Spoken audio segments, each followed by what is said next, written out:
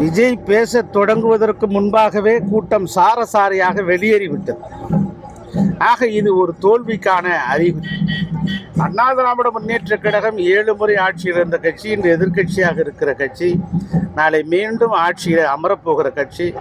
அருமையான எடப்பாடியார் அவர்கள் மக்களை காப்போம், தமிழகத்தை மீட்போம் என்கிற எழுச்சி பயணம் நாடு முழுவதும் பெரிய அதிர்வலைகளை ஏற்படுத்தி இருக்கிறார். 104, 105, 106 இன்றோடு நிறைவு செய்திருக்கிறார். 106 தொகுதிகளை, காஞ்சிபுரம், உத்தரமேரூர், ஸ்ரீபெரும்புத்தூர் தொகுதி வரைக்கும் 106 தொகுதிகள். ஆக அவர் எங்கு பார்த்தாலும் மிகப்பெரிய மாநாடை போல 106 மாநாடுகளை கூட்டியிருக்கிறார். தாவேகா 1.5 மாத குழந்தை ஒத்தைக்கு வருகிறாயா, சண்டையிட தயாரா என்று அழைப்பதை போலத்தான் விஜயுடைய பேச்சு இருக்கிறது.